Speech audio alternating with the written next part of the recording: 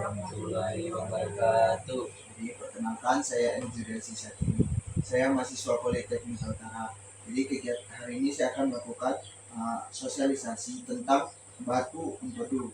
Di sini bapak-bapak, ibu-ibu sudah tahu apa itu batu empedu? Belum. Belum. Oke.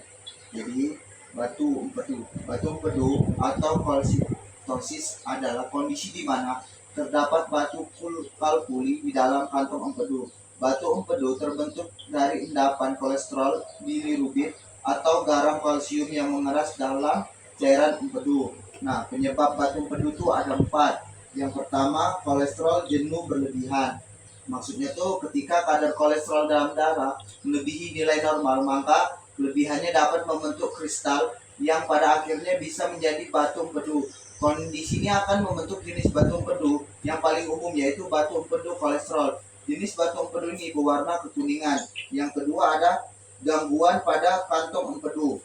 Nah, batu empedu juga bisa terjadi akibat gangguan pada kantong empedu yang menyebabkan proses pengosongan tidak sempurna. Pada kasus ini, cairan empedu akan menjadi sangat pekat sehingga pada akhirnya akan menyebabkan pembentukan batu empedu. Nah, yang ketiga ada bilirubin berlebihan. Maksudnya tuh sel darah merah yang sudah tua diproses oleh hati dan menghasilkan bilirubin. Pada kondisi tertentu seperti sirosis hati, hati memproduksi bilirubin secara berlebih. Kelebihan bilirubin ini akan membentuk batu empedu pigmen yang berwarna coklat atau tua hitam. Yang keempat ada kurangnya garam empedu. Nah, kondisi medis tertentu dapat menyebabkan kekurangnya garam empedu yang tersedia. Kekurangan garam empedu dapat berakibat pada tidak seimbangnya komponen cairan empedu yang nantinya dapat mengendap menjadi batu empedu.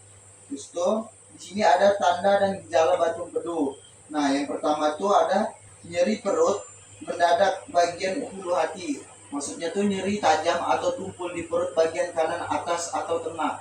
Biasanya muncul setelah makan makanan berlemak. Dapat bertahan dari beberapa menit hingga beberapa jam. Terus tuh yang kedua tuh ada mual muntah. Nah, terjadinya akibat gangguan pencernaan yang disebabkan oleh batu empedu. Muntah bisa menjadi tanda bahwa kantong empedu mengalami peradangan atau kolesitisis. Terus tuh yang ketiga tuh ada demam. Nah, demam bisa menjadi tanda infeksi pada kantong empedu atau saluran empedu. Demam tinggi memerlukan perhatian medis segera. Terus tuh yang keempat ada penyakit kuning. Nah, penyakit kuning kulit dan bagian putih mata menguning terjadi karena batu empedu menyumbat saluran empedu sehingga bilirubin menumpuk dalam darah. Selanjutnya sini ada pencegahan batu empedu. Nah, pencegahan yang pertama tuh jaga pola makan yang sehat. Nah, kita terus harus mengkonsumsi makanan tinggi serat seperti sayur, buah, dan biji-bijian. Kurangi makanan tinggi lemak jenuh dan kolesterol seperti makan gorengan dan olahan. Justru yang ketiga tuh ada hindari makanan dengan kadar gula tinggi. Terus tuh yang kedua tuh rutin olahraga. Nah, aktivitas fisik membantu mengontrol berat badan dan meningkatkan metabolisme tubuh.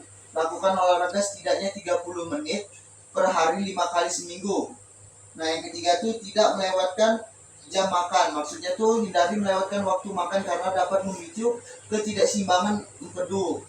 Terus tuh makan dalam porsi kecil tetapi sering lebih baik dibanding makan dalam jumlah besar sekaligus.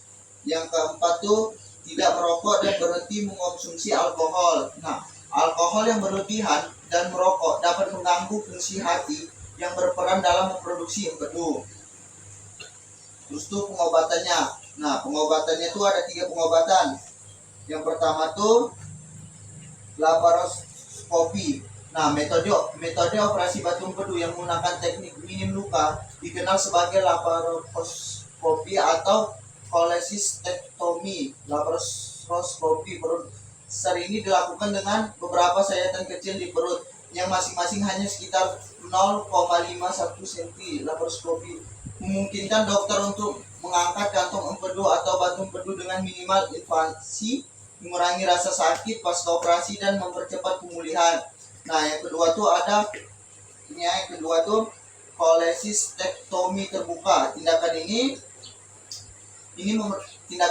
diperlukan jika ukuran batu empedu cukup besar hingga tidak dapat dikeluarkan lewat operasi lubang kecil. Nah, yang ketiga ini ada yang namanya RCP. Nah, ini adalah metode non operatif yang digunakan untuk mengatasi penyakit batu ginjal. Batu empedu. Tindakan ini digunakan memakai sebuah mesin berteknologi tinggi yang dapat memecahkan batu pada saluran empedu dengan kontraksi gelombang. Bapak-bapak, ibu-ibu, saya di sini sudah selesai melakukan edukasi atau penyuluhan tentang batu empedu. Bagaimana Bapak Ibu bisa mengerti tadi? Bisa. Apa ada yang ingin ditanyakan? Tidak Oh, ada. tidak ada. Baik. Jadi saya akan di sini akan melakukan flashback itu supaya Bapak dan Ibu bisa mengingat apa yang saya sampaikan tadi. Jadi sebelum saya melakukan pertanyaan sama Bapak sama Ibu, saya akan membagikan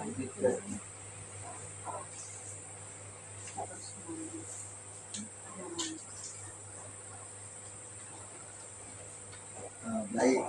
Di sini saya akan bertanya dulu kepada saudara Bapak Hairul. Saya bertanya, apa itu batu empedu? Batu empedu atau koletiasis adalah timbunan kristal yang terbentuk di dalam kandungan empedu atau saluran empedu.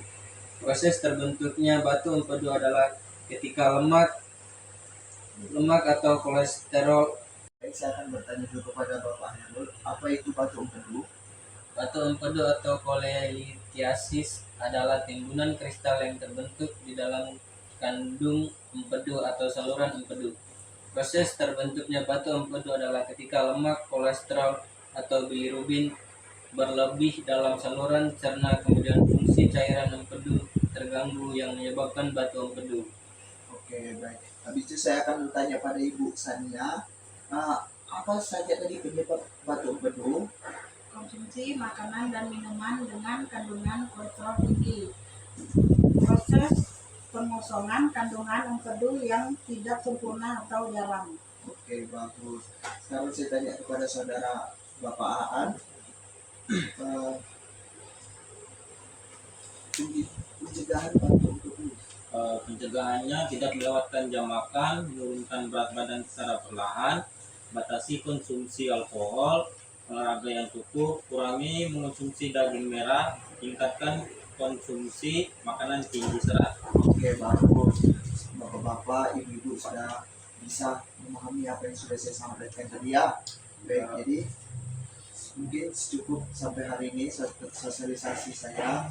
Saya akhiri. Mohon maaf bila ada salah kata. Wassalamualaikum warahmatullahi wabarakatuh. Waalaikumsalam warahmatullahi wabarakatuh. Nah, selesai.